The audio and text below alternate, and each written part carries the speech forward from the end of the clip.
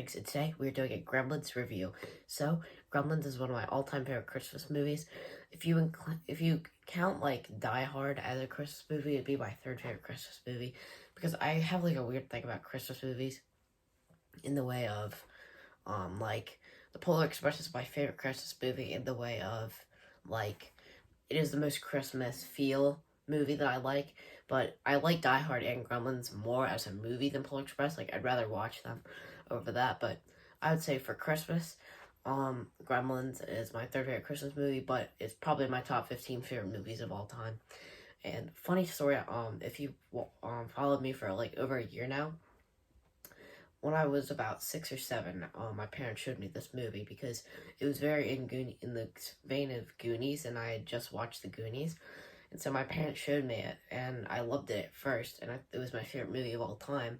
And then I watched it a second time, and I thought it was great too. And then later that night, I watched Gremlins too, and then I like had a freak out, and it was like the scariest thing imaginable. So I was like traumatized by this movie, and I never watched it for like 6 years until I watched it last summer, and I was like, well, I'm a lot older now. This probably isn't scary because I've seen Halloween, The Shining, Jeepers Creepers, and oh my god, I absolutely love Gremlins now.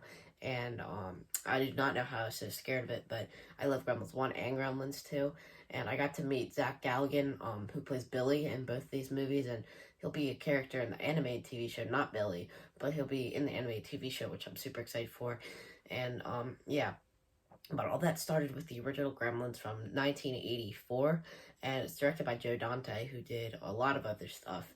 He did Piranha, he's done The Howling. I've never seen any of his other work, but he was originally going to direct Halloween 3, which I still find crazy that the guy who directed Gremlins might have directed Halloween 3. That would have been a very interesting movie.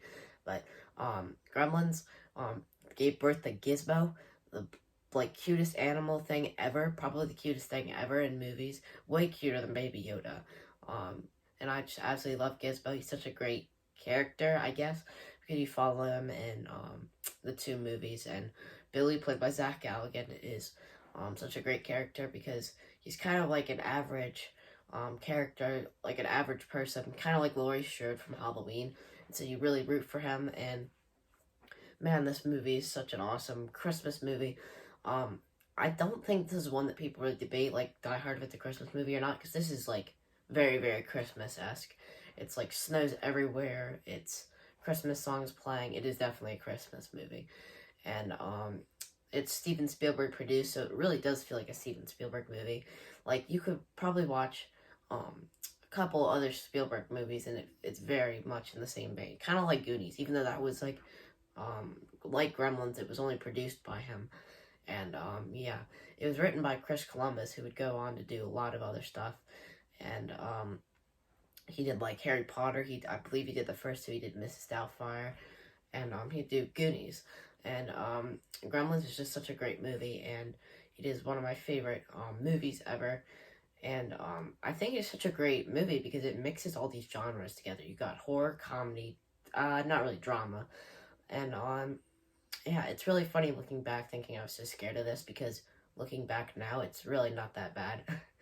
And yeah, but I still think that the stripe and the kind of like the design of the Gremlins is creepy, and it works so well as like a horror movie because it's not just a horror movie that's like super horror, so you can watch it like with the younger kids. Maybe that was a mistake for my parents because I was traumatized by it, but I think it's like a good gateway into horror. Like, maybe if your kids are like 9 or 10, maybe show it to them, because there's some horrific stuff, and I think this probably, the PG-13 rating was out at this point, it definitely would have been rated PG. Kind of shocked that it wasn't rated R for the time, but it got a PG rating. Like, Billy's mom, she's like it's pretty funny if you look up like Gremlins clips. The scene where she like shoves the gremlin in the microwave. People are calling her like the Ellen Ripley of Gremlins here. So I was like, that's a little far, but it's kind of funny. How like unassuming she is, and then she like shoves all the gremlins in the microwave and in the blender, and oh my god, that stuff is like, how is this PG? And it is just such a great horror movie, and I absolutely love it. And Gizmo, I hate it when he's tortured because he is like I said, the cutest animal movie, whatever thing, cutest thing on any movie. And it is hard when they torture him, like they're throwing the darts at him and he gets um, thrown down the chute. And dude, the scene where like they hatch and like the Billy's mom hears the music, that song is still so creepy to me. And I was like, that was that like when I was really scared of it. Um, that song, whenever I heard it, that song scared me, and it's still kind of a creepy song. Do you hear what I hear? That's the first thing that comes to mind, and it's just such a like a that is like such a scary scene to the point where it's a full blown horror movie at that point. And the music, the score by Jerry Goldsmith, this is one of the best scores of all time. The bum bum bum bum bum bum is one of my favorite themes of all time, and probably should have included on the top 10 horror themes list. I kind of forgot about it, but that and the Gremlins 2 theme is great. And rest in peace, Jerry Goldsmith. He did Alien, Poltergeist. He did a lot of stuff. But this movie is just so great. You've got supporting characters.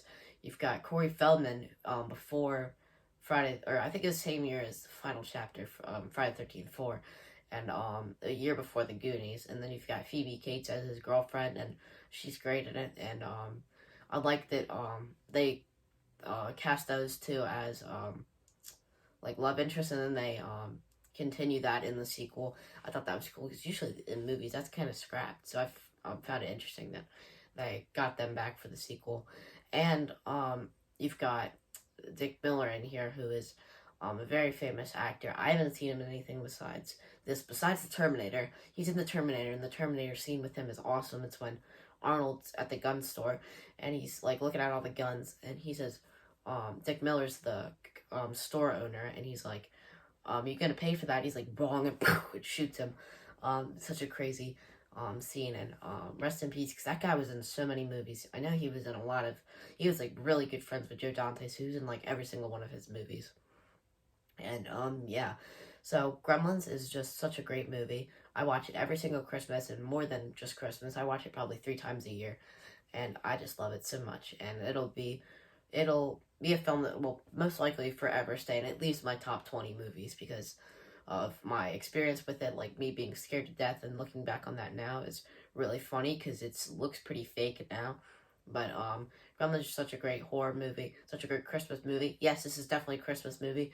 I don't really understand the argument that it's not a Christmas movie. Like, it's snow everywhere, literally set during Christmas songs.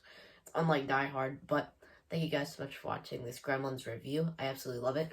If you guys want to see my Gremlins collection, I'll probably do that at some point because I'm trying to do daily daily videos up until Christmas, and so I have a lot of Gremlins stuff. This isn't even all of it, so let me know, are you guys interested in that? Because I'll probably do that at some point in December. So thank you guys so much for watching this cool movie ratings video, and I'll see you guys later. Bye, guys.